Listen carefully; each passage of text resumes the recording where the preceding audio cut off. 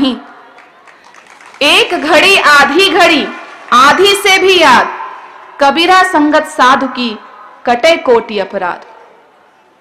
कहानी में कहानी, एक और छोटी सी कहानी इस शब्द को, इस पद को समझने के लिए, कि एक बार एक व्यक्ति एक संत जी के पास पहुंचा और बोला, संत जी, महात्मा जी, मैंने सत्संग की बड़ी महिमा सुनी है, लेकिन आज का जीवन इतना व्यस्तता से भरा होता है कि बिल्कुल सत्संग करने का समय ही नहीं मिलता। तो कितने समय मैं सत्संग कर लूं कि मेरा उद्धार हो जाए। तो संत जी ने उसे कहा कि एक घड़ी का सत्संग भी जीवन के उद्धार के लिए पर्याप्त है। एक घड़ी 24 मिनट की होती है, तू 24 मिनट का सत्संग प्रतिदिन कर ले, तेरा उद्धार हो जाएगा। तो वह व्यक्ति बोला, संत जी 24 मिनट तो बहुत ज्यादा होते हैं, इतनी व्यस्तता रहती है, बिल्कुल समय नहीं मिलता, कुछ कम कर देते तो अच्छा था। तो संत जी बोले, ठीक है, 24 का आधा तू 12 मिनट कर ले, उतने में ही तेरा कल्याण हो जाएगा। तो वह व्यक्ति फिर बोला, 12 मिनट भी ज्यादा लगते हैं, कुछ और कम हो जाता तो भला हो जाता। कभी कभी तो ऐसा हो जाता है कि भोजन का भी समय नहीं मिलता, तो 12 मिनट का समय भी बहुत ज्यादा है, कुछ और कम कर देते तो अच्छा था। तो संत जी बोले, ठीक है, ले तू 12 का आधा कर ले, 6 मिनट कर ले।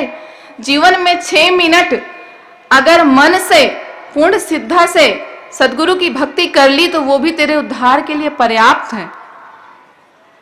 अब वह व्यक्ति फिर बोल पड़ा, कभी कभी तो ऐसा हो जाता है महात्मा जी कि सांस लेने की फुर्सत नहीं मिलती है, 6 मिनट तो बहुत ज्यादा है, और कुछ कम कर देते तो अच्छा था।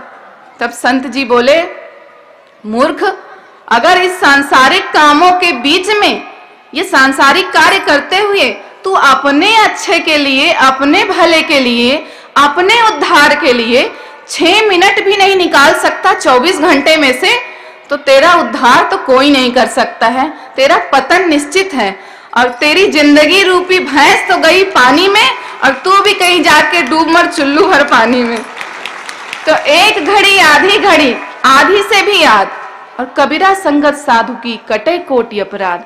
एक घड़ी, एक क्षण का सत्संग, साहेब की स्मृति, साहेब की सुरती, साहेब की याद, संत का दर्शन किया, तो वही आपके उद्धार का, हम सब के उद्धार का माध्यम है।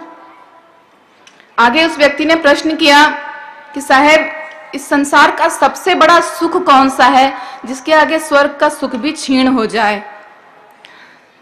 तो साहेब बोले, कबीरा मन पक्षी भया, उड़कर चला आकाश, बैकुंठ तो खाली पड़ा प्रभु संतन के पास। यह मन रूपी पक्षी जब उड़कर आसमान में गया, आकाश में गया, तो देखा कि सारा स्वर्ग तो खाली पड़ा हुआ है, क्योंकि परमात्मा तो संतों के पास बैठे हैं, और जहां परमात्मा है वहीं आनंद है। परमात्मा जहां, आनंद वहां। तो परमात्मा तो संतों के पास है, सद्गुरु के साथ में है, तो संतों के संग लगे, संतों का संग करें, तो वही परम सुख का माध्यम होगा। तुलसीदास जी कितने अच्छे शब्दों में कहते हैं, तात स्वर्ग अपवर्ग सुख, धरिय तुला एक अंग, तूल न ताही सकल मिल, जो सुख लव सत्संग। स्वर्ग का सुख, मोक्ष का सुख और संसार के सभी सुखों को अगर हम तराजू के एक पलड़े में रख दें और एक पलड़े में सत्संग रखें, तो एक अंश मात्र भी तौला नहीं जा सकता उन सब सुखों के। सत्संग की इतनी महानता है, इतना परम सुख है। स्वर्ग लोक देवताओं की एक योनि ही तो है, जहां पर देवता अपने कर्मों के क्षीण होने पर इस मृत्यु लोक में आते हैं। सिर्फ मनुष्य ही एक ऐसा प्राणी है जो अपने कर्म के आधार पर अपना भला निश्चित कर सकता है। तो संतों के संग लगकर सत्संग करके अपना भला करें, क्योंकि वही परमात्मा है, वही सुख है, वही आनंद है। धन दारा सुत लक्ष्मी पापी के भी होए, संत समागम हरि कथा तुलसी दुर्लभ दोए।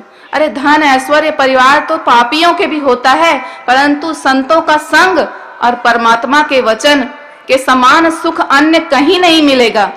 तो परम सुख संतों के संग है, सत्संग में है, उससे बड़ा सुख अन्य कहीं नहीं प्राप्त होगा। संसार का सबसे बड़ा सुख सत्संग में है। चौथा प्रश्न किया कि संसार में सबसे दुर्लभ क्या है? इस संसार में सबसे दुर्लभ क्या है?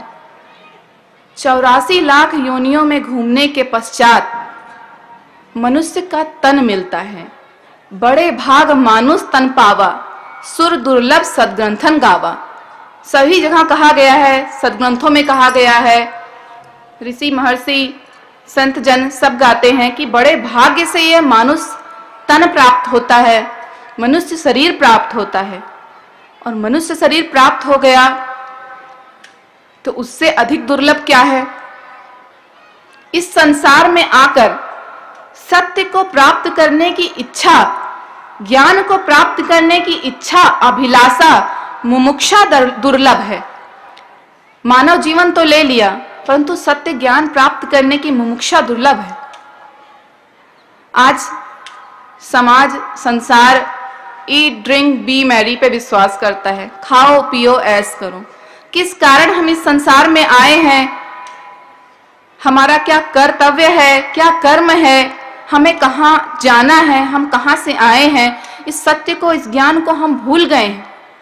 तो मनुष्य तन पाकर दुर्लभ क्या है? सत्य ज्ञान प्राप्त करने की इच्छा। और इच्छा भी जग जाए तो उससे भी दुर्लभ क्या है? सद्गुरु की प्राप्ति। इस संसार में भटकाने वाले, भरमाने वाले जगत गुरु तो कोने कोने में मिल जाएंगे, जिन्होंने अपने कर्म कांडों का इतना बड़ा जाल फैला रखा है कि मनुष्य उसमें बंधता चला जाता है, उसका संपूर्ण जीवन नष्ट हो जाता है। बड़े भाग्य से जो यह मानुष तन मिला है, यह नष्ट हो जाता है। तो ज्ञान प्राप्ति की इच्छा होने के बाद सद्गुरु की प्राप्ति, जो सोए हुए को जगा दे, जो साहेब से मिला दे, ऐसे सद्गुरु की प्राप्ति दुर्लभ है। और सद्गुरु भी मिल जाए तो उससे भी दुर्लभ क्या है? शिष्य का अपने सद्गुरु के प्रति अगाढ़ प्रगाढ़ विश्वास, भक्ति दुर्लभ है। सद्गुरु मिल गए, उनकी महत्ता ही न जानी, उन्हें पहचाना ही नहीं, तो इधर से निकल उधर निकल जाएंगे। तो सद्गुरु मिले और उससे भी दुर्लभ क्या? उनके प्रति अटूट निष्ठा, अटूट भक्ति। और जब ऐसे सद्गुरु मिले और ऐसे शिष्य मिले तो वह संसार की सबसे दुर्लभ घटना होती है। और ऐसी दुर्लभ घटना इस संसार में हुई जब ज्ञानी गुरु और विवेकी चेला का मिलन हुआ। अर्थात जब सद्गुरु कबीर साहब से धनी धर्मदास जी साहब मिले तो इस संसार की वह दुर्लभ घटना घटित हुई। और जब ऐसी ही दुर्लभ घटना घटी तो क्या हुआ? कबीर ऐसा गुरु मिला, ताको रहिए पास, आग बुझी संसार की, मिटी आपनी आग। जब सद्गुरु कबीर जैसे गुरु मिले, सद्गुरु कबीर साहब जैसा गुरु मिले तो ताको रहिए लाग, उनकी संगत कभी न बिसारिए। और क्षुधा मिटी संसार की, मिटी आपनी आग। इस संसार की सारी तपन, सारी क्षुधा मिट गई और स्वयं की भी अग्नि शांत हो गई। जब धनी धर्मदास जी साहब सद्गुरु कबीर साहब से मिले तो सद्गुरु कबीर साहब ने अपनी संपूर्ण ज्ञान गंगा उन्हें दी, प्रदान की, उन्हें सौंपी। और उस ज्ञान गंगा से संपूर्ण संसार की जलन, तपन, क्षुधा शांत हुई। और सद्गुरु कबीर साहब के आशीर्वचन से धनी धर्मदास जी की सत्य प्राप्ति की इच्छा भी पूर्ण हुई।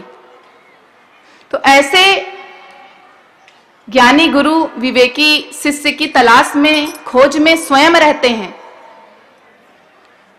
वे खुद ऐसे शिष्य चाहते हैं जिस पर वे अपने संपूर्ण ज्ञान को उड़ेल सकें, अपने संपूर्ण आशीर्वचन प्रदान कर सकें।